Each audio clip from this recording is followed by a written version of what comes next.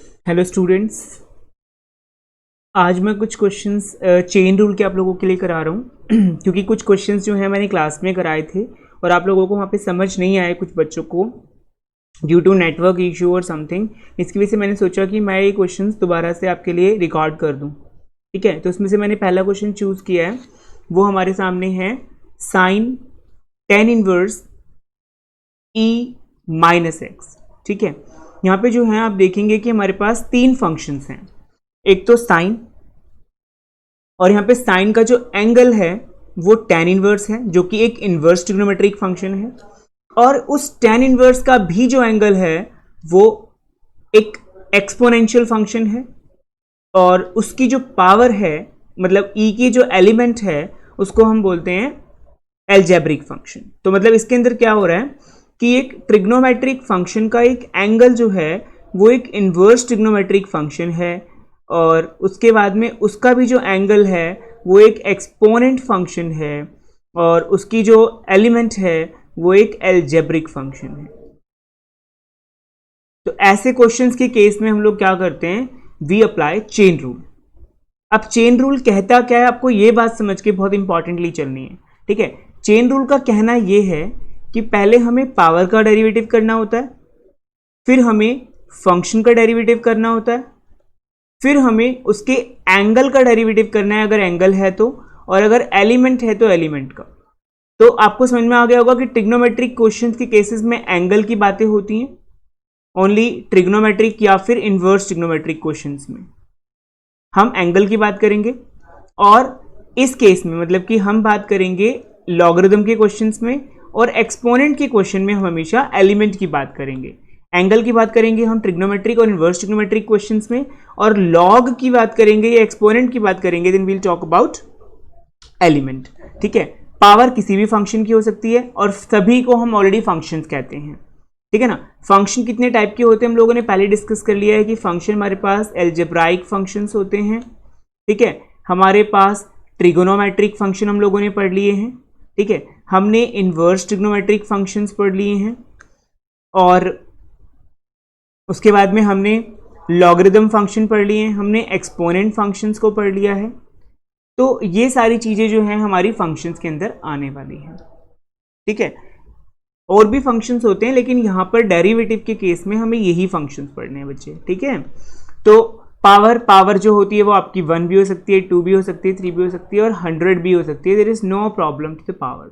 Okay, power कुछ भी हो सकती है, तो ये बात आपको सोच के चलनी है। तो let's start with this question. तो इस क्वेश्चन को हम कैसे करेंगे, मैं एक अलग कलर से करवा देता हूँ, वेट अ मिनट। देखिए, जैसे कि ये क्वेश्चन है, साइन हमारा फंक्शन है, उसका एंगल जो है वो 10 है। तो पहले हमेशा हमें जब भी हम किसी, जैसे यहाँ पे पावर नहीं है तो पावर को छोड़ देते हैं, पावर नहीं है, फंक्शन को करते हैं। फंक्शन को करेंगे तो एंगल की तरफ आपको ध्यान नहीं देना है बच्चे, ध्यान से भी बात सुनिए। फंक्शन को करते टाइम फंक्शन पर ही ध्यान देना है आपको।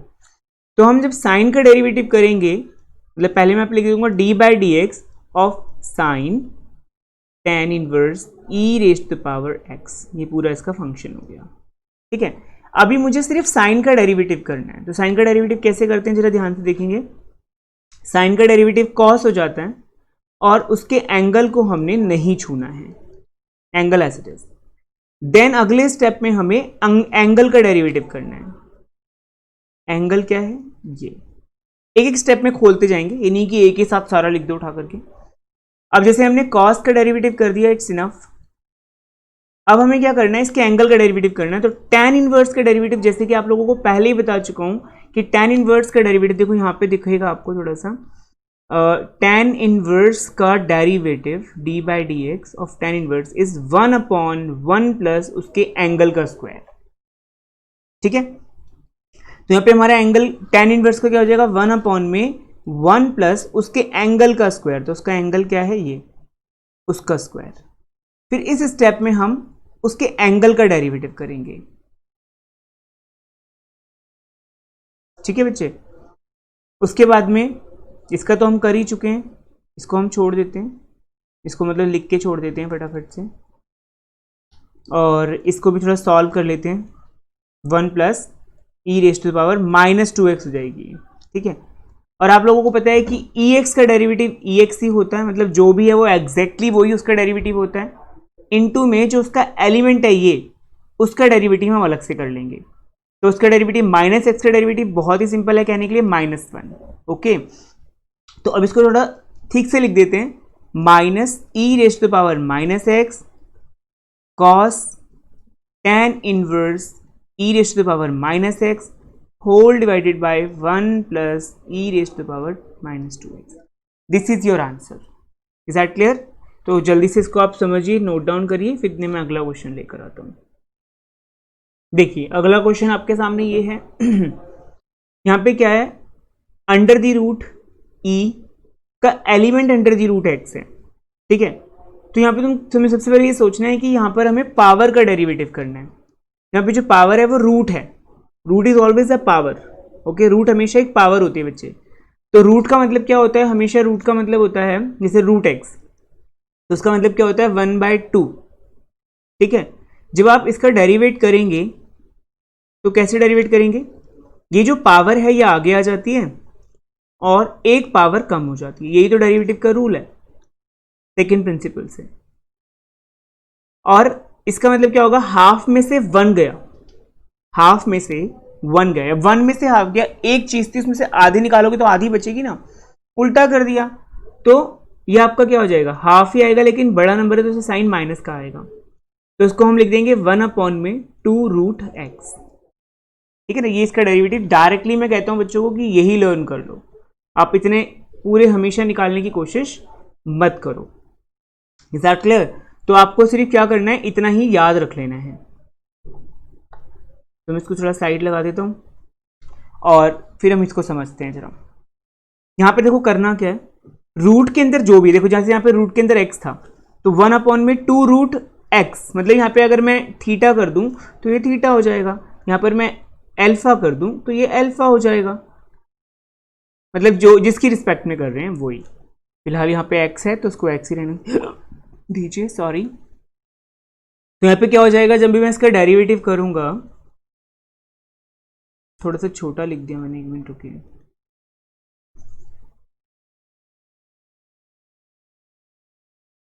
अभी ठीक है साइज? देखिए 1/2 जो इसके अंदर है वो एग्जैक्टली वैसा का वैसी रहने दीजिए, इनटू अब जो अंदर है उसका डेरिवेटिव करेंगे। यहां पर क्यों नहीं करा, यहां पर x का डेरिवेटिव करते तो 1 ही तो आता बच्चे, तो करने की जरूरत क्या थी यहां पे, इसलिए मैंने नहीं करा, ठीक है। यहां पर हम करेंगे डेरिवेटिव ऑफ e√x, ठीक है, इसका डेरिवेटिव करेंगे। मैंने अभी आपको समझाया कि e√x का डेरिवेटिव e√x ही होगा, एक्सपोनेंट फंक्शन का डेरिवेटिव वही होता है, लेकिन जो उसका एलिमेंट होता है हमें उसका डेरिवेटिव अलग से करना पड़ता है, ठीक है। तो ये तो हमारा एग्जैक्टली ऐसे के ऐसे ही आ गया, देयर इज नो प्रॉब्लम, और ये भी मैंने ऐसे ही लिख दिया इनटू, अब दोबारा से देखो रूट एक्स आ गया, तो रूट एक्स का डेरिवेटिव क्या हो जाएगा 1/2√x। क्लियर है मेरी बात, समझ में आ गई है? अब क्या करेंगे, इसको एक स्टेप करके थोड़ा सा सिंप्लीफाई करके और आंसर लिख देते हैं अपना, ठीक है। जैसे कि ये e√x है तो इसको हमने e√x ऐसे ही लिख दिया, ठीक है। उसके बाद में क्या करेंगे हम, 2 जो ये वाला 2 है और जो ये वाला 2 है, ये 2 जो क्या हो जाएंगे, ये 2 जो हो जाएंगे 4, ठीक है। और ये भी रूट के अंदर है और ये भी रूट के अंदर है, तो ये अल्टीमेटली रूट के अंदर है दोनों, तो ये क्या हो जाएंगे आकर के, 1 मिनट है यार, ये x यहां पे आ जाएगा and this is your finally answer, ठीक है। दोनों रूट के अंदर से तो अंदर मल्टीप्लाई हो गए और फाइनली हमारा आंसर ये आ गया।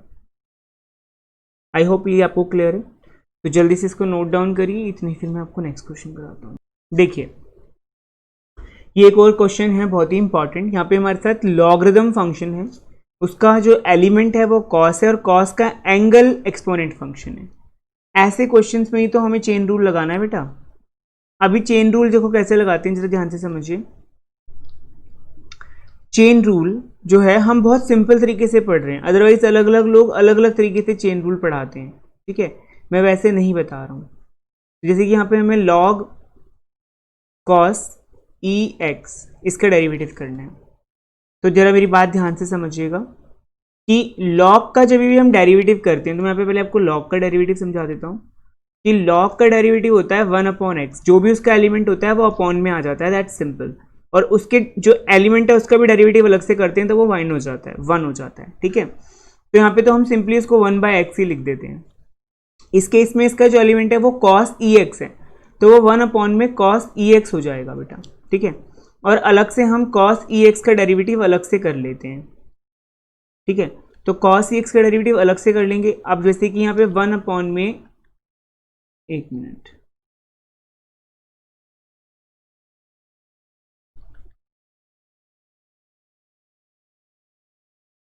cos ex ही लिख देते हैं। और cos ex का डेरिवेटिव होता है बेटा माइनस साइन ex। अब इसके एंगल का डेरिवेटिव हमें अलग से करना पड़ेगा, तो इसके एंगल का डेरिवेटिव जल्दी से कर लेते हैं। तो ये हो जाएगा 1 में cos ex into minus sine ex into ex का डेरिवेटिव ex ही होता है, ठीक है। तो अब यहाँ पे क्या करेंगे, हम ex लिख देंगे इंटू में, और ये minus sine upon cos, that is minus tan ex, ठीक है। This is our answer finally, got it. देखिए क्वेश्चन लॉग, ये भी सेम क्वेश्चन ही, कोई ज़्यादा हार्ड नहीं है। लॉग x, ठीक है ना। तो जब भी मुझे इसका डेरिवेटिव करना है, लॉग x का जब भी मुझे डेरिवेटिव करना है बेटा, तो कैसे करेंगे। मैंने बोला लॉग का जो डेरिवेटिव होता है वो उसका जो एलिमेंट होता है वो अपॉन में आ जाता है। आप रिपीट करके कई बार सुन सकते हैं मेरी बात को। लॉग का जो एलिमेंट है वो उसके अपॉन में आ जाता है, तो यहाँ पे एलिमेंट क्या है लॉग x, वो अपॉन में आ गया, इनटू अलग से आपको लॉग का डेरिवेटिव करना है, ठीक है। लॉग x का मतलब उसके एलिमेंट का डेरिवेटिव करना है, तो ये एलिमेंट नीचे भी आ जाता है, फिर उसका अलग से डेरिवेटिव भी होता है। लॉग x का डेरिवेटिव 1/x होता है, तो फाइनली हमारा आंसर क्या आ जाएगा 1 में x log x।